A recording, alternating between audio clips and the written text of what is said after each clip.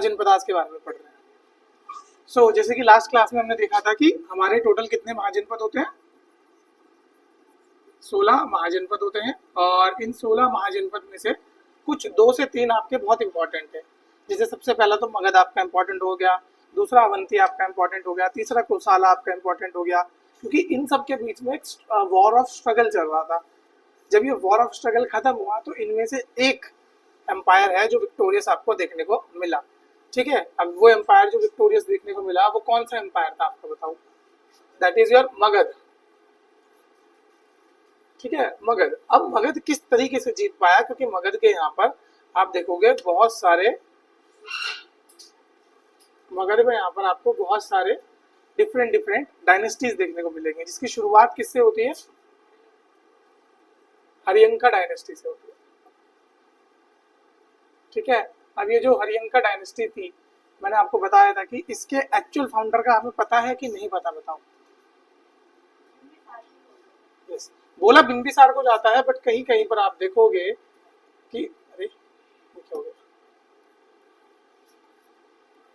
बोला यहाँ पर बिंबिसार को जाता है। बहुत सारे हिस्टोरियन बिंबिसार को मानते हैं, ठीक है, लेकिन कुछ हिस्टोरियन कहते हैं कि बिंबिसार के जो ग्रैंडफादर थे वो इसके फाउंडर थे, क्योंकि उनका बट जिक्र कहीं देखने को हमें नहीं मिलता। तो बस यहाँ पर थोड़ा सा कंफ्यूजन है। बाकी हरियंक के बारे में आपको मैंने बताया था।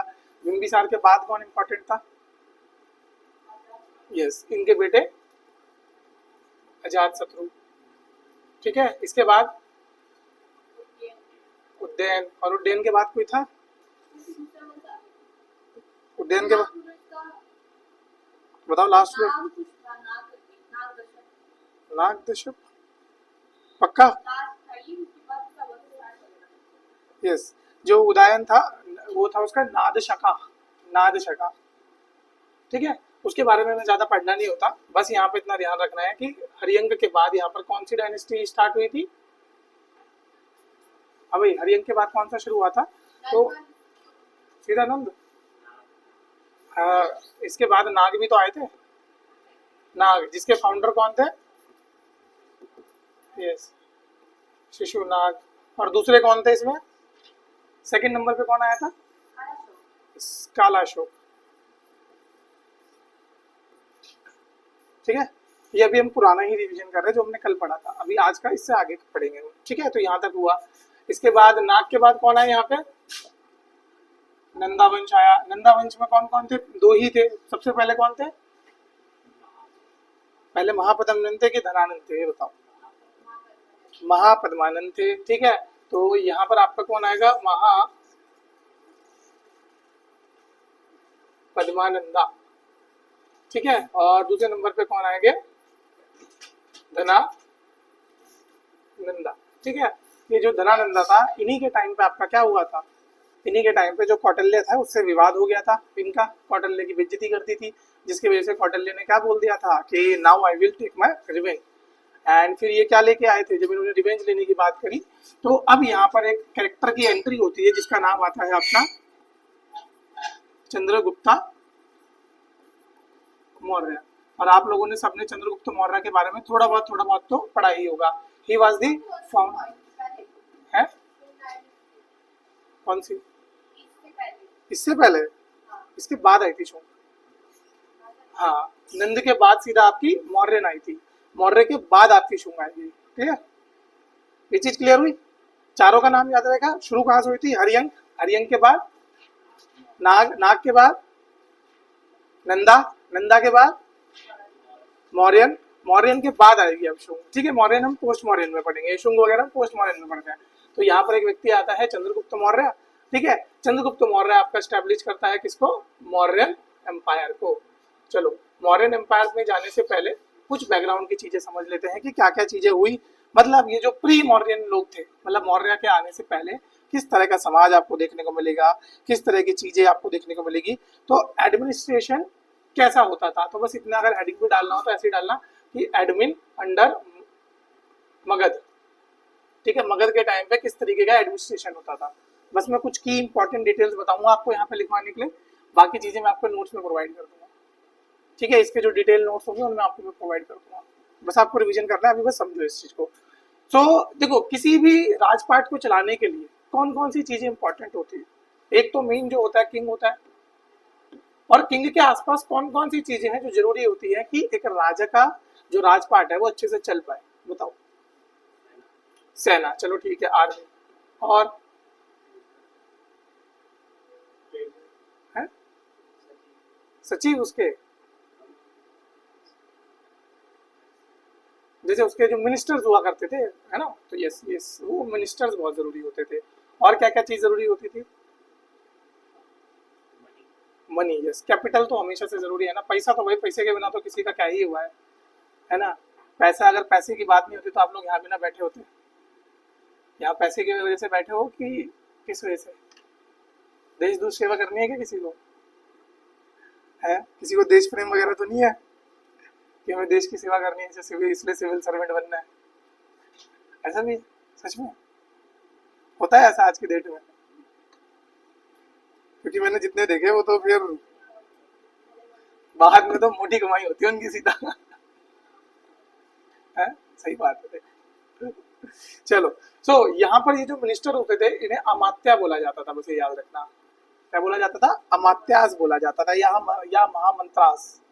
दो टर्म यूज होती थी मिनिस्टर्स के लिए। जो मिनिस्टर होंगे ना किसके, राजा के, उन्हें या तो अमात्या या महामंत्रास। ठीक है, क्लियर? ये आपको ध्यान रखना है। अब इन्हीं सबका अपना अपना रोल हुआ करता था। जैसे मिनिस्टर जो होते हैं उन्हें मंत्री बोल दिया हमने। फिर आते हैं आपके ये जो आर्मी वाले होते हैं कमांडर, इन्हें सेना नायक बोला जाता था। ठीक है, सेना नायक जो सेना को लीड करेंगे।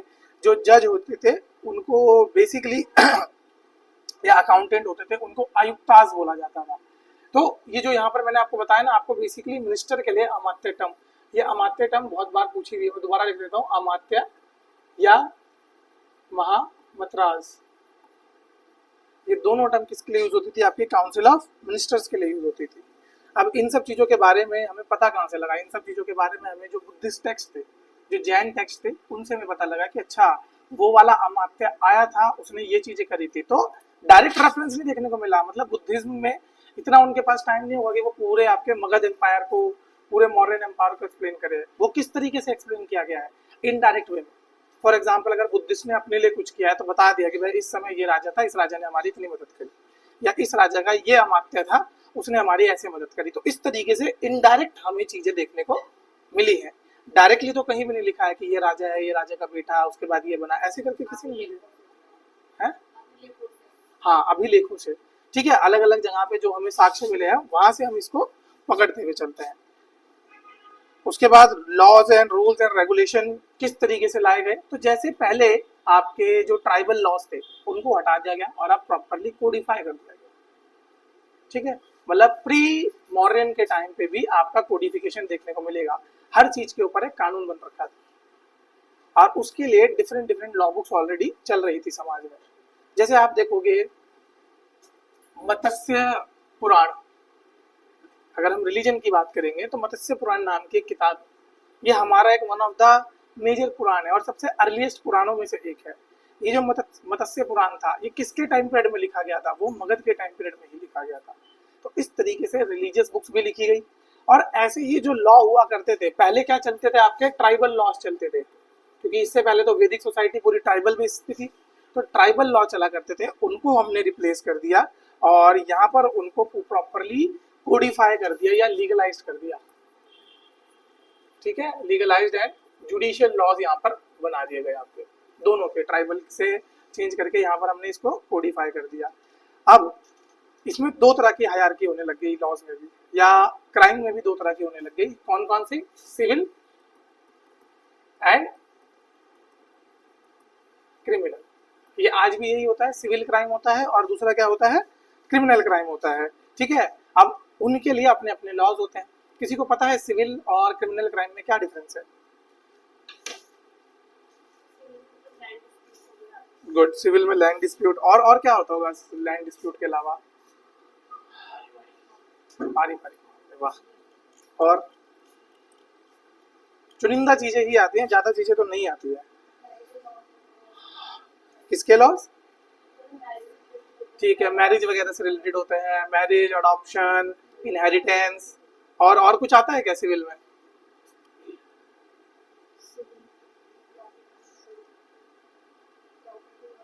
प्रॉपर्टी वगैरह आ गया, ठीक है। अगर आपने किसी को थप्पड़ मार दिया है, वो सिविल में आएगा कि क्रिमिनल में आएगा? पक्का? सिविल में आएगा। अरे तो पर थप्पड़ तो मारा है, तो जान से मारेंगे तभी क्रिमिनल बोलेंगे क्या उसे? थप्पड़ मारने वाला भी तो क्रिमिनल हो सकता है। वहां देखो बैंक है, वो मूवी नहीं देखी आपने, थप्पड़ मूवी, जेल पहुंचा देती अपने पति को, तो वो सिविल मामला होता तो अपना आराम से रफा दफा हो जाता। वहाँ क्रिमिनल केस लगवा दिए बेचारे पे। हाँ तो वो नहीं, इसलिए तो वो क्रिमिनल में आएगा। सिविल में क्या आता है, अगर आपने घपला कर दिया, पैसों की चोरी कर दी, ठीक है, मनी एम्बेजलमेंट जिसे बोला जाता है कि पैसा वैसा ऊपर नीचे कर गया, किसी का पैसा लेके खा गए, उधार वापस नहीं कर रहे, जब तक उधार वापस नहीं कर रहे हो और वो प्यार से मांग रहा है, कोर्ट जा रहा है, वो सिविल मामला है। जैसे ही जिसको उधार वापस चाहिए उसने थप्पड़ मार दिया, वो क्रिमिनल मामला बन जाएगा एकदम। और तब वहां पे जिसने उधार लिया हुआ है वो केस करता है फिर, किसने मेरे को थप्पड़ कैसे मारा, पैसे दूं ना दूं, मैं थप्पड़ कैसे मारा, पहले ये बताओ। देखिए आपने ऐसी ऐसी कहानियां तो सुनी होंगी, किस्से तो सुने होंगे, है ना, कि जो उधार देता है वो बाद में गुस्से में मार मुड़ देता है, तो फिर उल्टा उसको पैसे देने पड़ जाते हैं मामला रफा दफा करने के लिए, क्योंकि पैसा देना तो क्रिमिनल मामला है। उसमें वो ज्यादा से ज्यादा उसको 3 महीने 6 महीने की जेल पहुंचवा सकता है, वो भी जब बहुत ज्यादा टाइम हो जाए। पर थप्पड़ मारना क्रिमिनल मामला हो जाता है, और क्रिमिनल मामले पे सुनवाई ज्यादा होती है। क्लियर? तो इन दोनों के लिए अपने आप अलग से लॉ बनाए गए। पहले ऐसे कुछ कोडिफिकेशन नहीं था कि सिविल मामले के लिए अलग कानून, क्रिमिनल मामले के लिए अलग कानून, बट अब उनको अलग से कोडिफाई किया गया है कि क्रिमिनल लॉ अपने अलग से, ठीक है, और सिविल लॉ अपने अलग से है। इसके बाद आप देखोगे जो शूद्र होते थे, अगर वो कोई क्राइम करते थे तो उनको पनिशमेंट एक्सट्रीम लेवल की मिलती थी, क्योंकि इस समय तक आप देखोगे जो मनुस्मृति है, ठीक है, या फिर जो पुरुष युक्त है, उसके बाद का कॉन्सेप्ट बहुत ज्यादा प्रोमिनेंस में आ गया, जिसमें मैंने आपको बताया भी था कि एक कहानी बताता हूँ। एक अब आई थिंक ये मनुस्मृति में है कि पता नहीं किस किताब में है, उसमें लिखा गया है कि अगर शूद्र गलती से किसको वेदों का सुन भी ले तो उनके कानों में जलता हुआ शीशा डाल देना चाहिए। ठीक है, तो इस तरह के जो भी कानून थे या इस तरह की जो भी बातें थी, ये आपके लेटर टाइम में आने लग गई थी, महाजनपदास के भी लेटर टाइम, क्योंकि यहाँ पर क्या होगा, जो ब्राह्मणिकल सुप्रीमेसी थी वो अपने पीक पे थी। ट्राइबल टाइम में हमने देखा कि ब्राह्मण ने लेटर वैदिक टाइम में अपने आप को सुपीरियर दिखाया। अब वो चीज बढ़ते बढ़ते बढ़ते बढ़ते बढ़ते महाजनपदास के टाइम पे बिल्कुल अपने सुप्रीम पे चली गई, यानी कि ब्राह्मणिकल सुप्रीमेसी बहुत ऊपर पे आ गई थी, जिस वजह से इस तरह के लॉज बनाए गए जिसमें ब्राह्मण्स को सपोर्टिव किया गया, इवन राजपूत को भी बहुत ज्यादा सपोर्ट किया गया, लेकिन जो शूद्रास हुआ करते थे, ठीक है, या जो वैश्य हुआ करते थे, उनको इतना सपोर्टिव नहीं रहते थे। अब इन सब में ना सबसे ज्यादा बच बच के जो निकले हैं दैट इज वैश्य। कैसे? क्योंकि वो ट्रेडर होते थे, वो इकोनॉमी को होल्ड करते थे, और सबसे ज्यादा बजे कौन से? शूद्रास। सबसे ज्यादा फायदा किसको मिला है? ब्राह्मणास को। सबसे ज्यादा रिस्पॉन्सिबिलिटी किसने उठाई है? क्षत्रियास को।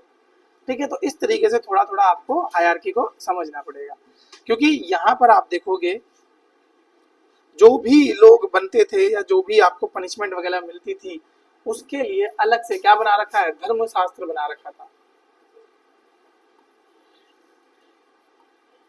ठीक है जी, इस धर्मशास्त्र के हिसाब से सजा दी जाती थी। इस धर्मशास्त्र में जो जो सजा जिसके लिए लिखी हुई है उस तरीके से सजा दी जाती थी। जैसे इसी का एक एविडेंस, मतलब ये भी एक फोक कहानी है, मतलब इसका भी एक्चुअल है कि नहीं है। जैसे महाभारत के टाइम पे दो लोग थे आपके युवराज की पदवी पे, कौन कौन थे महाभारत में? एक तो युधिष्ठिर हुआ करते थे और दूसरे दुर्योधन हुआ करते थे। दोनों में से कोई भी बन सकता था, कायदे से तो युधिष्ठिर को बनना था, बट दुर्योधन भी क्या था? लाइन में था। तो टेस्ट करने के लिए कि कौन ज्यादा अच्छा राजा बनेगा, अब अगर इस कॉन्सेप्ट को आप समझ गए जस्टिस के, तो आपको पता लगेगा कि क्यों हमने बहुत सारी चीजें ऊपर नीचे करी है, या यहाँ पर क्यों चेंजेस करेगा, या क्या चेंजेस करेगा, या क्या चेंज करनी चाहिए आगे के लिए। तो जैसे दुर्योधन था और युधिष्ठिर था, दोनों एक साथ युवराज बनने की दौड़ में थे, तो दोनों से एक सवाल पूछा भीष्म पितामह ने। पता है ना भीष्म पितामह कौन थे? और हाँ, दादा, हाँ बोल लो, दादा ही थे वो, है ना, दादा टाइप आदमी थे वो, सबके ही दादा थे। और उस समय महर्षि कौन से हुआ करते थे? जो उनके गुरु भी थे? वाल्मीकि महाभारत में कहाँ आ गए? हाँ जी, महाभारत के टाइम कौन थे? महाभारत, वाल्मीकि ने महाभारत लिखी है, रामायण लिखी है। हाँ जी, कौन थे? गुड, द्रोणाचार्य। और एक और थे लड़े, हाँ कृपाचार्य। गुड, द्रोणाचार्य और कृपाचार्य। वैसे तो वेद व्यास भी थे, वेद व्यास ने तो मतलब महाभारत का वो पठन किया था, कि मतलब बताया था उन्होंने महाभारत, और उसके बाद लिखी गई थी, वो कोडिफाई अलग से हुई थी। सो टेस्ट करने के लिए who is the eligible, most eligible person, है ना, तो उनसे बता, उनको एक केस दिया गया, और उस केस में क्या था, चारों वर्णों के लोगों को बुलाया गया, ठीक है। चारों वर्णों के लोगों ने सेम क्राइम किया कि किसी की जान ली है, और उन दोनों से पूछा गया कि इन चारों को क्या सजा देनी चाहिए। आप लोग बताओ, आप होते तो क्या देते? मतलब चारों वर्णों के लोगों को, ब्राह्मण क्षत्रिय वैश्य शूद्र, चारों ने किसी की जान ली है, तो चारों को सेम सजा देते? अलग देते। क्यों? हर किसी, अरे तो जान तो सभी ने ली है, सर्कमस्टेंसेस में। अच्छा, नहीं, सबका सर्कमस्टेंस सेम था। हाँ, सबको मौत की सजा, ठीक है। हाँ जी, इधर पे आप लोग क्या करते हैं?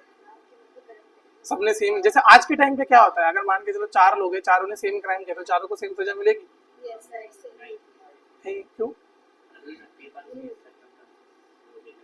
चलो सर्कमस्टेंसेस सेम है, सर्कमस्टेंसेस सेम है, सेम सर्कमस्टेंसेस सेम, जानबूझ के ही मारा है, सो सेल्फ डिफेंस है ही नहीं उसमें।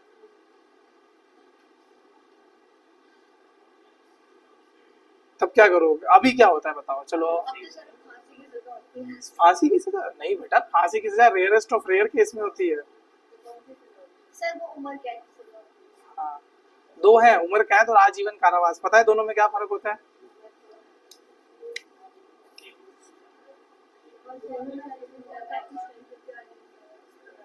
हाँ जी, आजीवन कारावास और उम्र कैद में फर्क पता है? इंग्लिश में दोनों को लाइफ इम्प्रिजनमेंट बोला जाता है। एक को बोला जाता है लाइफ इम्प्रिजनमेंट, एक को बोला जाता है लाइफ इम्प्रिजनमेंट टिल डेथ। हाँ, तो उम्र कैद में कितने साल के लिए रहते हैं? 12 13 20 साल, 15। अगर कोई 18 साल की उम्र में गया है, मान के चलो, जस्ट ऐसे एकदम ताजा ताजा यंग, ऐसे ना जैसे तुम लोग है, अभी ताजा ताजा जवान हो, तुमसे गलती से कोई क्राइम हो गया और तुम्हें उम्र कैद हो गई, तो तब तुम कितनी उम्र में बाहर आओगे? 70 साल की उम्र में, ठीक है, 15 साल बाद।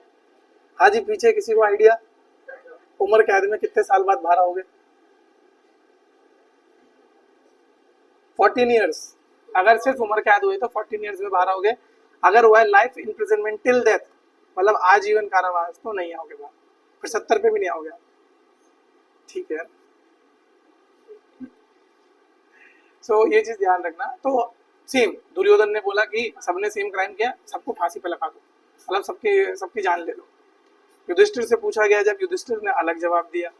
युधिष्ठिर ने बोला कि ब्राह्मण को मृत्युदंड, क्षत्रिय को उम्र कैद, वैश्य को 14 साल की सजा और शूद्र को सिर्फ 5 साल की सजा। तो लोग सुन के शॉक हो गए कि ऐसा क्यों, क्या रीजनिंग दी होगी युधिष्ठिर ने इसके पीछे? एजुकेशन लेवल, लाइक उसको एक्सप्लेन करो कैसे। हाँ,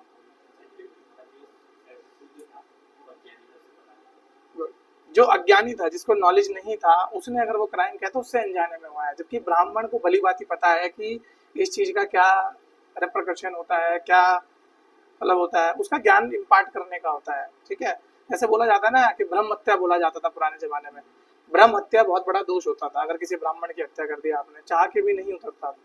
आज के टाइम पे ऐसा पता नहीं होता है कि नहीं होता, मुझे नहीं पता, ठीक है, पर उस टाइम पे माना जाता था कि ब्रह्म हत्या बहुत बड़ा दोष होता है। लेकिन ब्राह्मण भी किसी की हत्या नहीं कर सकता था, क्योंकि फिर उस पर भी ब्रह्म हत्या का दोष लगता था कि ब्राह्मण ने अपना क्षेत्र छोड़ के।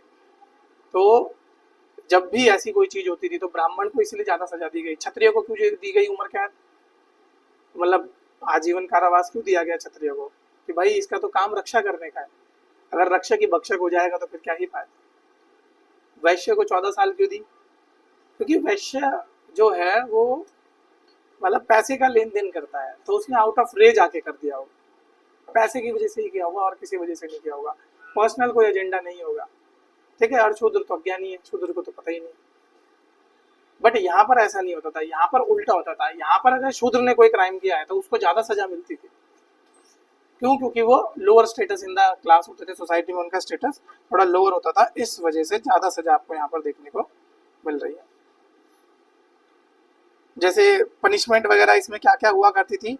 बी हेडिंग मतलब सीधा गला काट देना सब लोगों के सामने, स्क्राउचिंग मतलब उसको टांग के लटका देना कहीं पर और उसको सड़ने देना, भूखा प्यासा रह के उसको तड़पने देना। तो ये इस तरह की कुछ सजाएं देखने को मिलती है।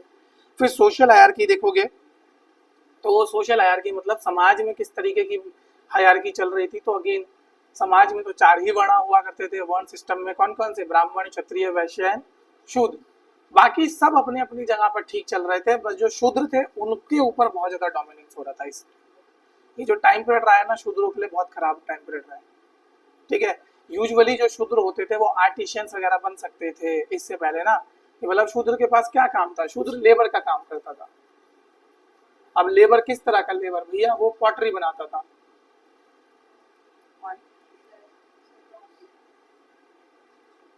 लेबर्स ये कौन है भाई?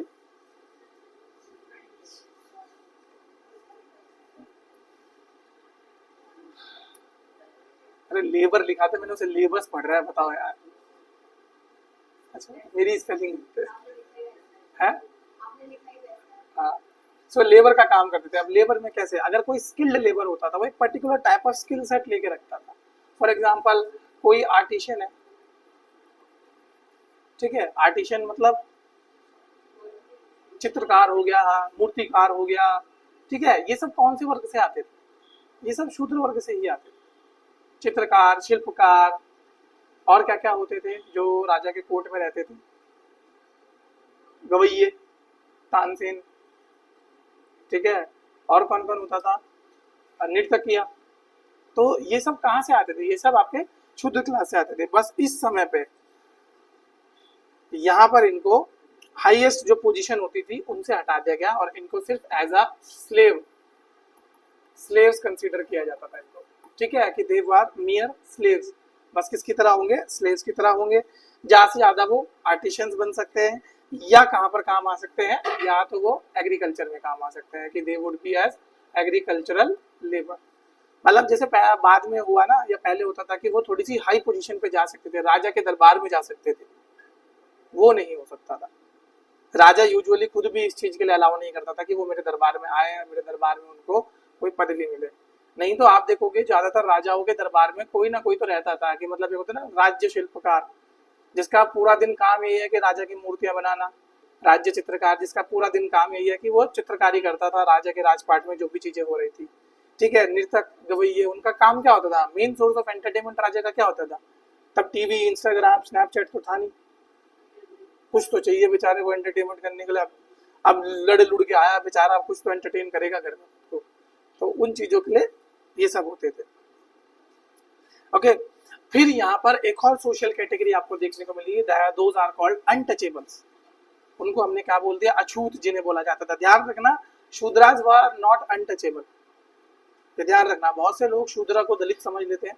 Dalits are different and Shudras are different. So अगर आप सोसाइटी के वर्गीकरण की बात करोगे तो सबसे नीचे अगर शूद्र बोले गए हैं, ठीक है, मैं ये नहीं कह रहा कि आते हैं, मैं बोल रहा हूँ कि बोले गए हैं, जो मैंने पढ़ा है बस वो बता रहा हूँ, इसमें मेरी कोई पर्सनल फीलिंग नहीं है। तो शूद्र जो बोले गए हैं, इनसे भी नीचे एक वर्ग आता था जिनको untouchable, and there were several names जो हमने यहाँ पे लिया है इनके अनटचेबल्स के। या तो आप इन्हें दलित बोलते हो या आप इन्हें चांडालाज बोलते हो। ठीक है, चांडाल्स बोलते हो। इनका काम क्या होता था? सोसाइटी में तो ये इवन शूद्र से भी नीचे आते थे और इनका काम होता था कि जो भी मीनियल वर्क हुआ करता था वो करना। ठीक है, मीनियल वर्क मतलब जैसे कि साफ सफाई करना, नाले वाले की साफ सफाई करना, इस तरह के, या कोई मर गया उसकी डेड बॉडी को, जानवर की डेड बॉडी वगैरह उसको ले जा लेना उठा के, मतलब इनको आप देखोगे कि अगर ये पूरा विलेज सेटअप है तो विलेज की टेरिटरी के अंदर इनको आना अलाउड नहीं होता था। इनको कहाँ रखा जाता था? विलेज से बाहर रखा जाता था कि आप विलेज में नहीं आ सकते। इवन इतना था कि आप किसी को छू नहीं सकते, आप किसी की नजरों में नहीं आ सकते। अगर आप देखोगे धर्म सूत्र के हिसाब से या धर्म शास्त्र के हिसाब से या फिर मनुस्मृति के हिसाब से, एक इवन ये भी इंसिडेंट होता था कि इस काल के दौरान जो ये अनटचेबल्स होते थे, जो चांडाल्स होते थे, उनको 3 चीजें लेके चलना, अगर वो कभी शहर में आ रहे हैं तो 3 चीजें लेके चलना मैंडेटरी होता था। एक घड़ा, ठीक है, एक झाड़ू और एक घंटी। क्यों? ये 3 चीजों का कार्य काम क्या होगा? हाँ, यस। जब भी वो निकलते थे तो गले में गड़ा डाल के निकलते थे, पीछे झाड़ू बांध के निकलते थे और हाथ में घंटी लेके निकलते थे। अब अगर कोई सामने से ब्राह्मण आ रहा हो तो इतना माना जाता था ना कि एक टाइम पे ये जो कॉन्सेप्ट ऑफ प्योरिटी है ना, कि किसी अछूत में छू दिया तो हम अशुद्ध हो जाएंगे, तो कॉन्सेप्ट ऑफ प्योरिटी है, ये इतना ज्यादा प्रोमिनेंस में आ गया था कि भाई कि अगर देख भी लिया तो आपको दोबारा नहाना पड़ेगा, दोबारा पूरा शुद्धिकरण करना पड़ेगा। देख भी लिया किसी को तो अगर मान के चलो इधर से ब्राह्मण आ रहा है, इधर से कोई अनटचेबल जा रहा है, कोई चंडाल जा रहा है, वो घंटी बजाते हुए जाएगा तो ब्राह्मण को पहले ही पता लग जाएगा कोई आ रहा है, तो वो अपना रास्ता बदल लेगा। झाड़ू किस लिए? जिस जिस जमीन से जा रहा है वहां पे अपने निशान हटाता जा रहा है, झाड़ू लगती जा रही है तो निशान हटाता जा रहा है। और घड़ा इसलिए कि जब चलेगा तो पसीना निकलेगा, और पसीना कहीं धरती पे ना गिर जाए और धरती अशुद्ध ना हो जाए, और उसी धरती पे कोई ब्राह्मण, कोई क्षत्रिय जाएगा तो उसका धर्म भ्रष्ट हो जाएगा। इस तरह की फालतू चीजें, क्या हुआ भाई? हाँ, इस तरह की फालतू चीजें बहुत हुआ करती थी एक टाइम पे समाज में। मतलब मैं तो हमेशा ये बिलीव करता हूँ कि यार ये कैसा ब्राह्मण है भयंकर जिसका किसी के छूने से धर्म भ्रष्ट हो जा रहा है। मतलब इतने प्योर बनो ना। जैसे कृष्ण जी का आप लोगों ने एक इंसिडेंट सुना होगा, जब कृष्ण जी कहाँ गए थे? द्वारका गए थे। जब कंस के रूल में द्वारका गए थे तो एक शूद्र महिला उनके पास आई थी जिसका कुबड़ा भी था। आपने देखा होगा, कृष्ण जी ने तो उन्हें छू के सही कर दिया था। अगर तुम भी इतने शुद्ध हो तो भाई तुम्हारे उसके छूने से तुम कैसे शुद्ध हो रहे? तुम्हारे छूने से वो शुद्ध होना चाहिए ना। ऐसा नहीं सोचा होगा, है ना? ब्राह्मण से इतना तो दिमाग लगा लिया कि तुम्हारे छूने से हम अशुद्ध हो जाए। वाह, इस बात पे मैं कुछ नहीं बोलूंगा, नहीं तो यहाँ पे भी होंगे कुछ पंडित वंडित बैठे हुए, भिड़ ना जाए मेरे से।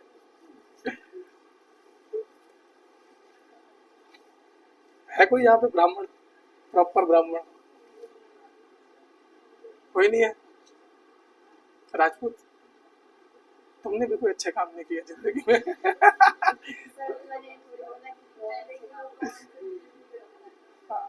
अरे देखो, मैं ये नहीं कह रहा उन्होंने गलत किया सही किया, उन्होंने उस समय की परिस्थितियों के हिसाब से जो उन्हें सिखाया गया वो किया, है ना। जैसे आज के टाइम पे हमें कुछ चीजें सही और गलत लग सकती हैं, लेकिन आने वाली जनरेशन को वो चीजें गलत लगेंगी क्योंकि उनके हिसाब से उन्होंने कुछ देखा ही नहीं, है ना। तो ऐसा नहीं है कि सही कुछ गलत होता है, उस समय के हिसाब से जो समाज में चल रहा होता है लोग उसी हिसाब से चलते हैं। हाँ, बस ये था कि थोड़ा ज्यादा अगर हो जाए तो वो थोड़ा, जैसे ये चीजें थोड़ी ज्यादा हो गई, मतलब मुझे ऐसा लगता है।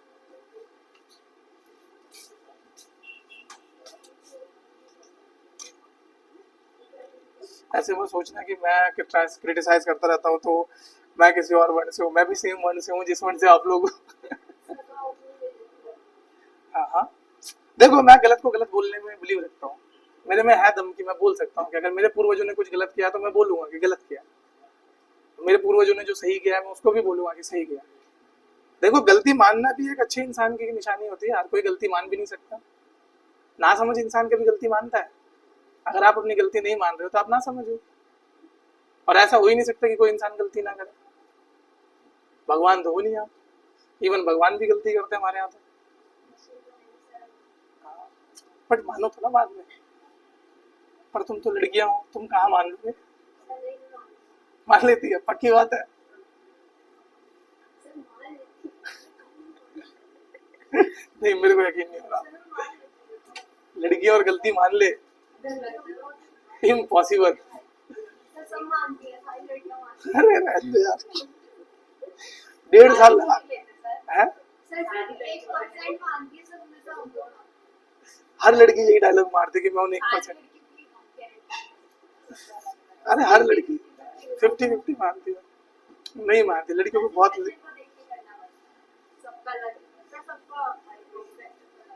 मेरी वाली तो 1.5 साल बाद मानी थी कि हाँ गलती थी इसकी। 1.5 साल, वाली बहुत अलग थी ना इसलिए। 1.5 साल लगा दिया उसने मेरे को क्लैरिटी देते देते। बट चलो ठीक है, दे दी, शुक्र है भगवान खुश रखे उसे। अगला लिखो, फैमिली रिलेशनशिप। फैमिली रिलेशंस कैसे हुआ करते थे? किनशिप टाइज होती थी, मतलब एक फैमिली की दूसरी फैमिली से, मतलब सीधा जैसे रिश्ते वगैरह भी होते थे, वो पूरे परिवारों वाइज हुआ करते थे, ठीक है। और इसी में कास्ट हायरार्की भी आ जाती थी। तभी आप देखोगे मैरिज में गोत्र का कॉन्सेप्ट, मैरिज में कास्ट का कॉन्सेप्ट, मैरिज में रिलीजन का कॉन्सेप्ट बहुत ज्यादा इंपॉर्टेंट हुआ करता था, ठीक है। किस तरह की चीज